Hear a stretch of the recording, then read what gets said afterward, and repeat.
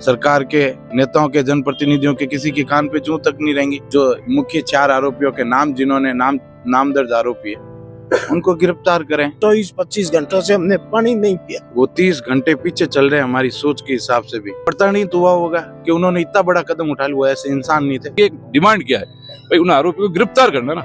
इन व्यक्तियों ने हमें मेंटली टॉर्चर किया। इन व्यक्तियों की वजह से वो हमें ये इतना बड़ा कदम उठा रहे हैं। खमा गणिसा राम राम। मैं हूँ आपके बीच में आपका दोस्त दीपक। आप देख रहे हैं उनका झलको जोधपुर चैनल। हमारा आप देख सको हमारे में हूँ ओसी अस्पताल में बारे राजकीय उप जिला अस्पताल है, इन बारे में मौजूद हूँ। आपने बता दूं कि कालेरी जो मामला है बिगमी गांव रो, जिनमें 2 बेटा और 1 माँ सुसाइड कर लिया था अपने घर में ही। उन मामला में अठे अब काफी संख्या में लोग मौजूद है, राजपूत समाज के लोग मौजूद है, और जो परिवार था उन परिवार जो ननियाल पक्ष और यार दोस्त मौजूद है। फिलहाल आप अंदर चलाना और बात करना कि भाई कई मामलों है वाणों के कहना वे किन तरीके मांग कर रहे हैं। रुद्र जी, आपसे मैं जानकारी लेना चाहूँ कि आप कितनी पैसा बैठा हो, कई आपकी मांग है, और पुलिस प्रशासन आपने कई आश्वासन दिया, कुछ बता सको? हम पिछले कल सुबह लगभग 10 बजे से यहाँ मोर्चरी के आगे पुलिस प्रशासन ने हमें जो आश्वासन दिया, उसके रिगार्डिंग उन सारी चीज़ों के मध्य ध्यान रखते हुए हम उन चीज़ों मतलब पुलिस प्रशासन पे और वर्तमान जो राजस्थान सरकार है उनसे अपेक्षित और अनुकूल जो भी हमारी मांगे हैं, उन सारी चीज़ों को लेके हम बैठे। कल हमने इसका मुकदमा भी दर्ज करवाया। आज सुबह जैसे हमने हमारी जो नैतिक और उचित जो मांगे थी वो हमने लिख के दी, बाकायदा उनको लिखित में दी। हमारी ये मांगे जायज़ मांगे, कोई ऐसा नहीं कि भाई जायज़ मांगे नहीं है, नाजायज़ मांगे, ऐसा कुछ नहीं था।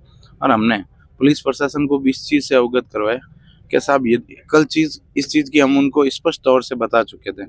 यदि आप कल सुबह प्रातःकाल तक हमें इस चीज़ का सॉल्यूशन देते हो, या फिर आपका हमें कुछ ऐसा एनालाइज होना चाहिए कि भाई पुलिस प्रशासन हमारे साथ है या फिर वो हमारे फेवर में कुछ काम कर रहा है। 24 घंटे बीत गए, पुलिस प्रशासन सरकार के नेताओं के, जनप्रतिनिधियों के किसी के कान पे जूं तक नहीं रहेंगी।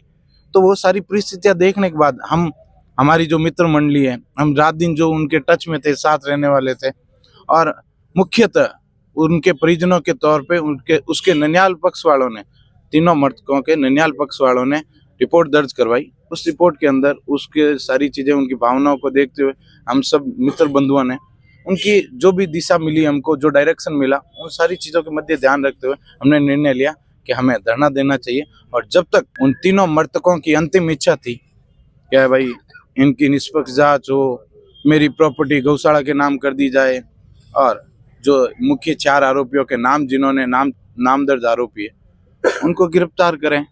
जो भी कड़ी से कड़ी सजा हो, फास्ट ट्रैक के अंदर मामला ले, एसपी खुद इसकी जांच करे। जो सुबह हमें 108 का मामला लगा के दिया, हम चाहते हैं कि उसको 103 बीएनएस के अंदर लिया जाए। एसपी खुद उसकी जांच करे, निष्पक्ष जांच करे। होता है, कोई बड़ी बात नहीं है, होते हैं, चीज़ें ऐसी होती है तो उसमें जांच भी होती है सारी चीज़ों को से। लेकिन हमें इस चीज़ का अफसोस है, ऐसी दर्दनाक, इतनी निंदनीय और इतनी हृदय विदारक घटना होने के बावजूद भी प्रशासन और वर्तमान राजस्थान सरकार जो अपने आप को दावा करती है कि हम डबल इंजन सरकार है, साहब आप तो हमें ऐसे लग रहे हो कोई फेंफड़े फटा हुआ इंसान होता है ना, उसकी भी आप काबिलियत के बराबर नहीं कर पा रहे हो। आप खुद को डबल इंजन की सरकार बोलते हो। 24 घंटे हो गए, 3 जने खत्म हो गए, पूरा परिवार तहस नहस हो गया, तबाह हो गया, और आप 24 से 28 घंटे 30 घंटे होने आए और अभी तक आपने एक की भी गिरफ्तारी नहीं की। आपको पता है, पूरी वास्तविकता आपको पता होने के बावजूद, सारी हकीकत आपके सामने होने के बावजूद भी आप अभी तक कुछ नहीं कर पाए। इन सारी चीज़ों के मध्य ध्यान रखते हुए हमने ये अनिश्चितकालीन धरना प्रदर्शन दिया। हमारी जो विभिन्न मांगे वो हमने पुलिस प्रशासन को लिखित में दे दी, हमारे पास भी है। हम पुलिस प्रशासन को और सरकार को अवगत करवाना चाहते हैं, आगामी चंद समय के अंदर, अप्रोक्सीमेटली घंटा 1.5 घंटे के अंदर प्रशासन और सरकार इस पे एक्शन लेती है, जनप्रतिनिधि आके वास्तविकता में इस पे काम करते हैं तो अच्छी बात है, वरना ये धरना प्रदर्शन इससे भी आगे और उग्र होगा और विशालकाय रूप लेगा, और इसका जो भी नतीजा होगा और उसके दुष्परिणाम होंगे, उसका पूर्णतः 101% उसका जिम्मेवार वर्तमान राजस्थान सरकार और पुलिस प्रशासन उसका जिम्मेवार होगा। ठीक है, हो सकता है हम मार्केट बंद जैसी, वो पूरे संपूर्ण ओशिया बंद जैसी भी घटना को अंजाम दे, और भी कुछ उग्र चीजें जैसे युवा हैं, एक को कंट्रोल करना भी बड़ा मुश्किल होता है, तो भीड़ को कंट्रोल करना शायद पुलिस प्रशासन कर भी नहीं पाएगी। और यदि जरूरत पड़ी तो अभी हम यहाँ 1000-1500 की तादाद में खड़े हैं ना, तो ये जरूरत पड़ी तो 1500, 2000, 3000 तक जाने में भी कोई बड़ी बात नहीं होगी। और मैं प्रशासन से पुनः निवेदन कर, मामले को देखें, गंभीर तौर तरीकों से लें। वो 30 घंटे पीछे चल रहे हैं हमारी सोच के हिसाब से भी, उनके लिए ये बहुत घातक है, हमारे लिए घातक था, होना था, जो हो गया। उन तीनों के साथ क्या बीती होगी, उनके साथ इतना बड़ा मानसिक प्रताड़ित हुआ होगा कि उन्होंने इतना बड़ा कदम उठा लिया। वो ऐसे इंसान नहीं थे, बड़े शेर दिल जिगरबाज आदमी थे, और वो ऐसा कदम कभी नहीं उठा सकते। आपकी यारी दोस्ती नवरत्न जी से थी या प्रदीप जी से थी? मेरे एक्चुअली देखा जाए तो ये हमारे गांव के सदस्य है, बिगमी है, मैं थोप से हूँ, लेकिन इनका जो वजूद तौर पे देखा जाए या पौराणिक तौर पे देखा जाए तो ये थोप से उठ के बिगमी बैठे हुए, तो परिवार जैसे टर्म से और घर के रियल सदस्य जैसा टर्म था। इंडिविजुअली मेरा नवरत्न से नहीं, हालांकि प्रदीप, नवरत्न, उनकी माताजी और उनकी पूरी फैमिली से सब कुछ शेयर करता था, बताता था, लेकिन ये चीज नहीं बता पाया। कुछ समस्या रही होगी, बड़ा दुख देखा होगा उसने, और उसके साथ बहुत बुरा हुआ सब। वो ऐसा काम करने वाला वो इंसान नहीं था। मैं मानता हूँ उसका जिगर, उसका कलेजा और उसकी जो आत्मा या उसका सोचने की जो क्षमता थी ना, उसके हिसाब से वो आदमी मारे या इंसान मारे जैसा इंसान था, खुद मरे जैसा इंसान वो नहीं था। एक डीप फ्रीज की बात आ रही है बॉडी ने, आप कुछ बता सको इन बारे में? जी साहब, देखो हमारा तो टाइम खराब आया या पता नहीं हमारा कैसा समय चल रहा था कि हमें आज ये दिन देखने पड़ रहे हैं। मेरे साथ साथ मेरे गांव के बुजुर्ग, मेरे रिश्तेदार, मेरे परिवारजन, हजारों की संख्या में मेरे जो युवा साथी हैं, वो सारी चीजें भुगत रहे। लेकिन मैं घोर निंदा करता हूँ पुलिस प्रशासन, राजस्थान सरकार के साथ साथ मैं निंदा करता हूँ ओसिया तहसील के उपखंड अधिकारी की, तहसील महोदय की, और यहाँ राजकीय माध्यमिक जो ये राजकीय अस्पताल है, इसके जो भी एमडी है, जैसे प्रदीप जी चौधरी, उनका बताया मैंने देखा। मेरे ये दूसरा धरना प्रदर्शन है जिसमें ऐसी कोई घटना होती है तो प्रदीप जी अपने आप को गायब कर लेते हैं, वो अंडरग्राउंड हो जाते हैं। ऐसे लगता है कि उन्होंने कोई देव रूप धारण कर लिया और वो विलुप्त हो गए, वो थे ही नहीं कभी। वो देवलोक को गमन कर गए, मेरे भाई करे उससे पहले प्रदीप जी ने अपना देवलोक गमन कर लिया होगा। बड़ी सोचने की बात है कि अब इतने बड़े तहसील लेवल का हॉस्पिटल होने के बावजूद भी इन्होंने आके हमें एक्सक्यूज दे रहे हैं, समझाने की बातें कर रहे हैं। छोटे बच्चों को कैसे बहलाया फुसलाया जाता वैसी बात कर रहे हैं, हालांकि हमारी हेल्प करे जैसा। या बॉडी यहाँ आने के बाद अस्पताल प्रशासन की जिम्मेवारी बनती है। हमने बॉडी जिस कंडीशन में लाके दी, वापिस जब तक हम पोस्टमार्टम के लिए आना पड़े, जब तक बॉडी हमें उसी कंडीशन में चाहिए। एक माँ अपने छोटे बच्चे को कैसे पालती है, कैसे उसका लाड प्यार दुलार करती है, जैसे पुलिस प्रशासन और हॉस्पिटल जो भी मैनेजमेंट है, इनकी ड्यूटी बनती है कि उस बॉडी को सुरक्षित रखे और रखा जाए। और हमें आके बोल रहे हैं एक सांत्वना के तौर पे, आप पोस्टमार्टम करवा दो, नहीं तो ये हो जाएगा, वो हो जाएगा, हजारों झूठी मिथ्या बता रहे हैं, उसका कोई औचित्य नहीं है। और मैं पुनः निवेदन करता हूँ कि मामला देखा जाए और प्रशासन से निवेदन कर ऐसी ओछी मानसिकता का परिचय ना दें।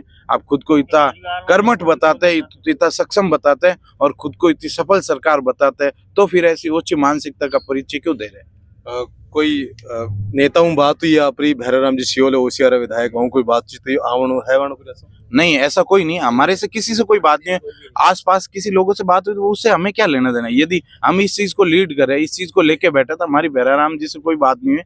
और हम उनका खाली फोन पे बात करके या आने जैसी बातें करें तो हम भैराराम जी का भी कोई औचित्य ना समझते। यहाँ पे लाके हम भैराराम जी को और बीजेपी सरकार जो खुद को डबल से, हम उनको सुनिए और निस्वार्थ भाव से जो ये काम किया ना उन्होंने, हम उनको नेगलेक्ट करते हैं। और आगामी जो भी चीजें होगी उनमें इनकी हर छोटी गलती का खामियाजा इनको प्रत्यक्ष रूप से भोगना पड़ेगा, चाहे एमएलए साहब हो, चाहे राजस्थान सरकार हो या चाहे प्रशासन हो। राष्ट्रीय महासभा जिलाध्यक्ष हूँ जोधपुर का, और एमएलए साहब का सुबह फोन आया था इनका कि मैं जयपुर हूँ। मैं कहा सर जयपुर भले ही हो, प्रशासन तो जयपुर गया नहीं ना, आप अपने प्रशासन को निर्देश दीजिए। इनकी एक सिंपल मांग है ना कोई दूसरी कोई मांगे नहीं रखी। इन्होंने मुकदमा दर्ज करवाया, मुकदमा बड़ी मुश्किल से इन्होंने दर्ज किया, रात को 9 बजे मुकदमा दर्ज हुआ और अभी तक कोई कार्रवाई नहीं, कोई अरेस्ट नहीं। और तकरीबन 30 घंटे होने लगे, ये भूखे प्यासे पूरा परिवार बैठा है, इनके दोस्त बैठे हैं, पूरे रिश्तेदार दूर दूर से आए, तो थोड़ा इनको इंसानियत रखनी चाहिए ना। अरेस्ट करते, उसके बाद निष्पक्ष आप जो भी है जांच करते। हम खुद नहीं चाहते जो दोषी है उनको वास्तव में सजा मिले, जो निर्दोष है हम किसी को नहीं फंसाना चाहते। पर ये तो बात का विषय है ना, अरेस्ट तो आप कर ही सकते हो ना। इनकी एक डिमांड क्या है भाई, उन आरोपियों को गिरफ्तार करना ना, उनको किसी, और अभी भी आप देख रहे हो ना कितनी पब्लिक बैठी है और कोई भी अधिकारी यहाँ नहीं है। और बड़ी शर्म की बात है, इतना बड़ा हॉस्पिटल है, अभी तक बोडिया जैसे भी कल की थी वैसे कैसे बोडिया पड़ी है, ना तो उनके कोल्ड स्टोर है, ना कोई बर्फ की व्यवस्था है। तो इस तरह से ये बड़ा एक विधानसभा ओसिया है और विधायक और राजस्थान सरकार कहती है कि हमने इतना बड़ा विकास करवा दिया। तो राजपूत समाज अगर वोट बैंक है बीजेपी का, तो ये कोई हम तो गुलामी तो तरह जिएंगे नहीं ना कि हमारी कोई सुनवाई नहीं करेंगे। तो आप कब तक अनदेखी करेंगे? हम तो ये चाहते हैं शांति से ये मामला निपट जाए, नहीं तो ये मामला उग्र होगा। और जल्द ही प्रशासन को एसडीएम और जोधपुर ग्रामीण जो एसपी है उनको आके यहाँ वार्तालाप करनी चाहिए। जो भी है आश्वासन देके क्या उन्होंने कार्रवाई की है, आगे क्या करेंगे, हमें लिखित में, अगर आप एज पर एडजस्ट नहीं कर सकते 48 घंटे का अगर आप गिरफ्तार कर सकते लिखित में दे, तो उनसे बैठ के कोई बात करें। और कोई भी अधिकारी यहाँ नहीं है, ठीक है ना, ये बेचारे कल से बैठे हैं, मैं भी अभी आया हूँ। तो आपके माध्यम से मैं यही कहना चाहता हूँ कि हम पब्लिक को इस तरह से आप हल्का ना ले कि हमें उग्र प्रदर्शन करना पड़े। हम भी चाहते हैं शांति से मामला निपट जाए और इनकी जो बॉडिया है इनके अंतिम संस्कार हो जाए समय रहते हुए। हमारी तो कोई सुनवाई नहीं कर रहे हैं, इसलिए हमें मजबूरन होकर ये धरना देना पड़ रहा है। और हमारा यही है कि जब तक हमारी मांगे नहीं मानी जाएगी, ये धरना ऐसे ही चलता रहेगा। फिलहाल आप देख सको अब जो हमें जो ननियाल पक्षा लोग है हमारे साथ में बैठा हूँ, मामा जी हमारे साथ में है। आपकी आखिरी बात कब हुई थी, कई हुई थी, कुछ बता सको? फोन से बात नहीं हुई है। कल मेरे साला जी का फोन आया था राजू सिंह जी का कि आपके बहन और भांजे दोनों ने जहर पी लिया है और उनको हम हॉस्पिटल लेके जा रहे हैं। तब मैंने मेरे भाई को बुलाया और हमें वो ओसियां के लिए रवाना हुई मामा जी को लेकर के। आपसे आपके माध्यम से यहाँ बैठे हूँ, सबसे यही है कि पिछले 24-25 घंटों से हमने पानी नहीं पिया। हमारे यही मांग है, जैसे सतीश जी भाई साहब ने और ये रुद्र प्रताप सिंह बताइए, उनकी गिरफ्तारी हो और इनका पोस्टमार्टम हो, यही हम आपसे आपके माध्यम से कहना चाह रहे हैं। लेकिन कुछ ऐसी बात भी सामने आ रही है कि पारिवारिक मतभेद था, आपने क्या लगे कुछ ऐसी, कुछ आपने भी कभी बात सुनवा में आई कि पारिवारिक मतभेद था? पारिवारिक मतभेद हर घर में होते हैं। पारिवारिक मतभेद में इनका जो सोशल मीडिया पे जो ये वायरल हुए हैं, उन्होंने स्पष्ट तौर पे इसमें लिखा है कि भाई इन व्यक्तियों ने हमें मेंटली टॉर्चर किया, इन व्यक्तियों की वजह से है वो ये इतना बड़ा कदम उठा रहे। बाकी परिवार में झगड़े होते रहते हैं, ये आपस में चलते हैं, लेकिन उनमें उन्होंने ना तो उनका किसी का नाम बताया है, ना उसमें कुछ ऐसा लग रहा है। दीप जी नवरत्न जी जाने डेथ हुई है, वाना काको साहब हमारे साथ में है, वहाँ पर बात करना। आप भी काफी समय से बैठा हो, परिवार के साथ, ननियाल पक्ष के साथ में बैठा हो, यार दोस्त के साथ बैठा हो। आप कितना भाई हो और बाकी भाई लोग क्यों नहीं आया?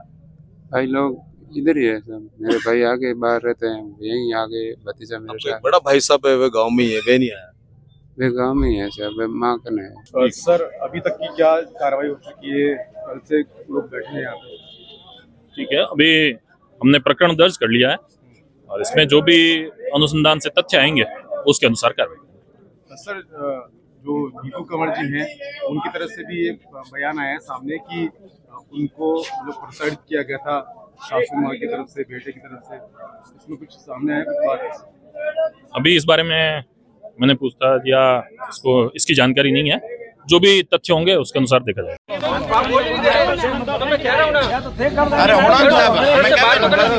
मेरी भी बात सुनिए सर, कल बॉडी आई थी, दोपहर को बॉडी आई थी, प्रदीप जी ने देख लिया था, सीओएचओसी पे बात हो गई थी, तो सीओएचओसी ने बोला था डायरेक्ट बॉडी को एमडीएम रिफर करने का बोला था। हाँ कल ही जब बॉडी आई थी ना तो कल ही बोला था। अब वो क्या हुआ क्या नहीं हुआ वो प्रदीप जी आपको एक्सप्लेन कर सकते हैं। मुझे तो आज सुबह बोला प्रदीप जी ने कि भाई मैं जा रहा हूँ, तू मेरी जगह तू देख। कल सर बोला था रिफर का, कल बॉडी का रिफर बोला था। कब बोला सर? परिवार वालों को किसी को आपको कब बोला? प्रदीप जी है ना जोधपुर रैपर के लिए आपको कब बोला उन्होंने? प्रदीप जी ने कल मेरे को नहीं बोला। उसके बाद कागज को बोला, से उनका डायरेक्शन मिला, उसके बाद बड़ी परिवार से आपने बात की है?